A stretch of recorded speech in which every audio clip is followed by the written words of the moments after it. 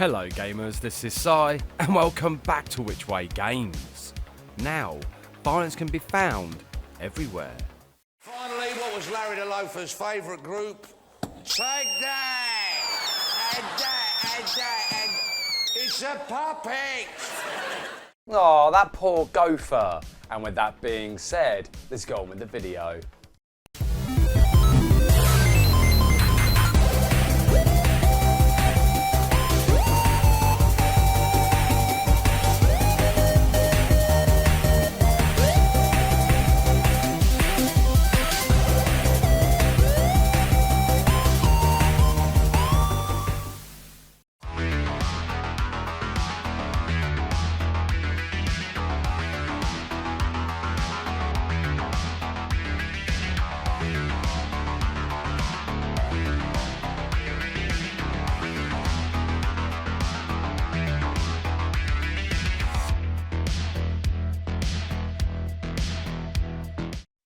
This program is intended for mature audiences. Parental discretion is advised.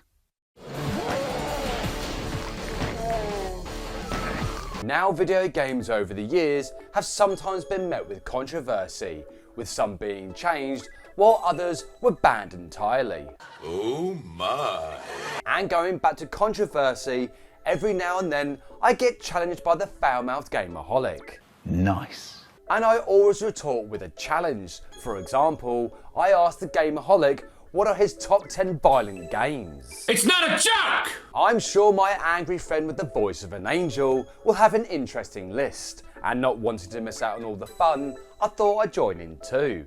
So adding insult to injury at number 10 is Postal 2. The population within small towns always seem to know what the other inhabitants are up to. And in Postal 2, gamers take on the role of Postal Guy, whose adventure begins when he leaves his trailer park home to begin his boring existence of endless tasks, as well as picking up a rocky road for his nagging wife.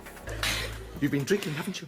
What follows is a simple game with many choices that can be done either peacefully or somewhat chaotic. Now, one thing that Postal Guy does well is instantly offending people, such as when he pulls out his meat and 2 veg and proceeds to wee on them. Throughout Postal 2, weapons are available that can be used on the townsfolk, and as you can imagine, this caused a lot of upset upon release. But as the game tagline states, it's only as violent as you are, so bear that in mind when playing Postal 2. And remember, you have the choice of being an upstanding citizen or give in to the darker side of life and going postal. Living up to his namesake at number 9, Frank Castle is the Punisher. When it comes to Marvel, most superheroes need no introduction, with plenty following a code that made them different from the criminals and supervillains that they encountered. However, in the simplistic third-person shooter, gamers are able to step into the boots of one of Marvel's biggest anti-heroes, and as most are aware, Frank Castle doesn't play nice. The Punisher combined exploration, stealth, and over-the-top combat in a dark and gritty world within the Marvel universe. However, it was the interrogations that made the Punisher so popular with gamers. But such is the graphic nature of the Punisher that the special kills are heavily censored, which is just as well. Despite the heavy censorship, the Punisher still proved to be a hit with gamers, with some seeking down this classic game many years later. If you have the chance to find the Punisher, I highly recommend you snap it up. Fighting for a cash prize at number 8 is the violent Mad World. In Mad World, gamers partake in a bizarre game show known as Death Watch, where contestants compete in Varagon City to become the top-ranked fighter. Enter protagonist Jack Kamen, a 7'2" man mountain with a chainsaw for an arm that brings the pain. Gameplay for Mad World takes the concept of over-the-top violence and turns the dial up to 100, with gamers being rewarded for using exceptional killing techniques. Some of these will be using the enemies as human darts, or even dropping cars on their heads.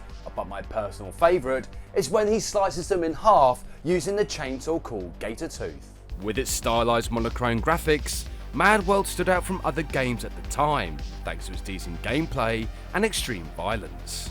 But what essentially was a living comic book mixed with a touch of the Mad Max universe, Mad World did eventually gain a cult following over the years. And of course, are gamers ready for all the blood and gore that this classic will bring?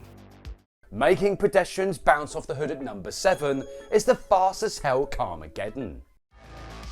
Now, most racing games focus on reaching the finish line in the quickest possible time, but with Carmageddon, this wasn't the case. Sure, gamers could finish the race, or they could turn their attention to the opponents and smash up their cars. Or the best part of Carmageddon is when drivers focus their attention onto the pedestrians. And when you combine all that mayhem with a large variety of power-ups, Carmageddon became hugely popular, even if it did cause controversy around the world. In many countries, the violence was turned down while others banned Carmageddon completely. But lucky by today's standards, this classic racing game seems tame. But the question is, how big of a point bonus do you get when running down all the grannies? 14 years after Emergence Day at number 6 is Gears of War. In the mid-2000s, the world of gaming was becoming awash with third-person shooting games. However, when Gears of War graced the Xbox 360, gamers stopped and took notice of this classic game from Epic. Gears of War takes place on planet Sierra, where the Locusts are attacking humanity, and it's up to the Delta Force to deal with the scourge from beneath the surface. Unlike other third-person shooters, Gears of War focus on using cover tactically to engage in enemy battle.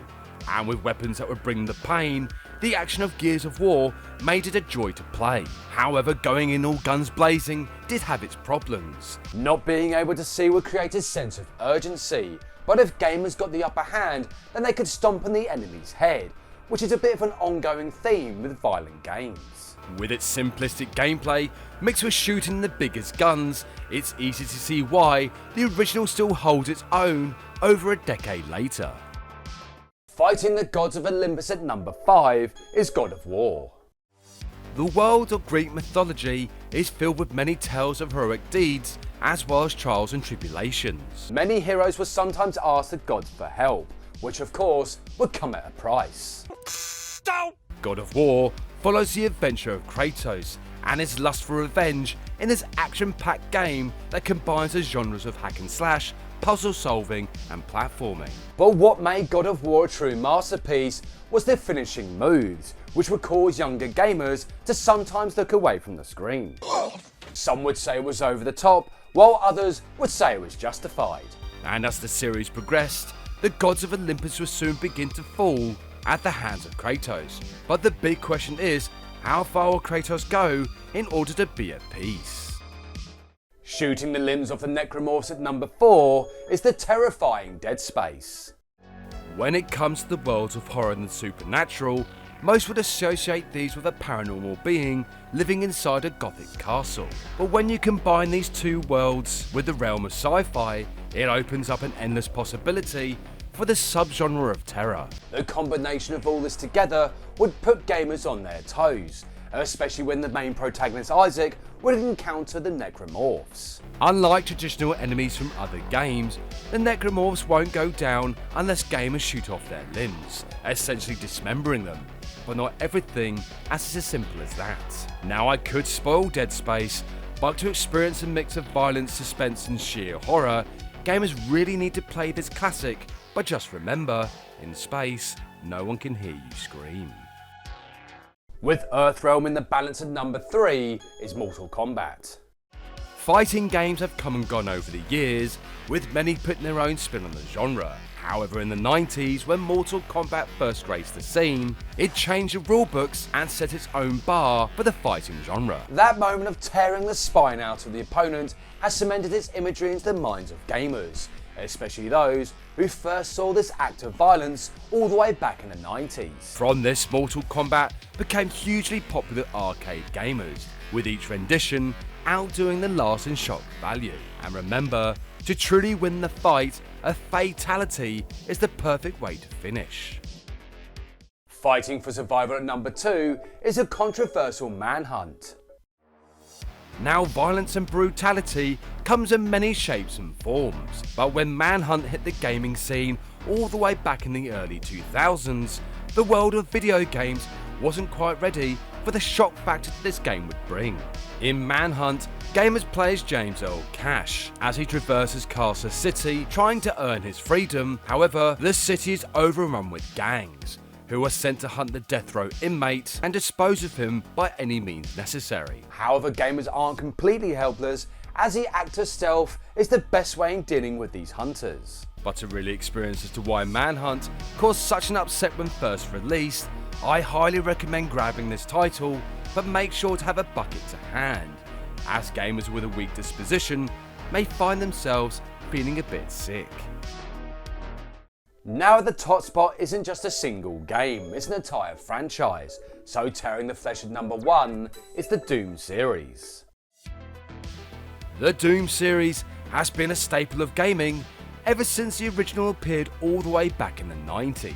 And with every incarnation the chaos was turned up, with bigger and uglier enemies from the depths of hell with really bad breath. But it was with Doom 2016 and Doom Eternal that gamers got to experience the violent nature of Doom Guy. Well, hello, Mr. Fancy Pants. These two games within the Doom series are regarded by some as the perfect follow-ups to the originals, with gameplay going back to its roots, where waves upon waves of enemies would overwhelm gamers as they progressed through each stage. However, this time around, Doom Guy gets up close and personal, showing off his violent tendencies. But where these two games really excel is the endless violence that Doom Guy brings with him. And when he eventually became the Doomslayer, not even the Scion of Sin can escape the rage and violence of Doom Guy. Cut his freaking balls off! So there you have it, my top 10 violent games that I enjoy playing, but I'd love to know what are yours. However, don't forget to check out Justin's video to see how his list differs from mine. That's pretty good.